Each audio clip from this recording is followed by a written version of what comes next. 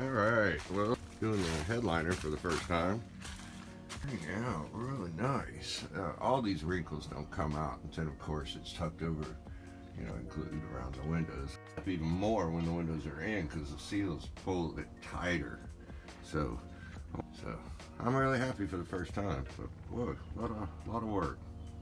Alright, I'll update y'all when it's done.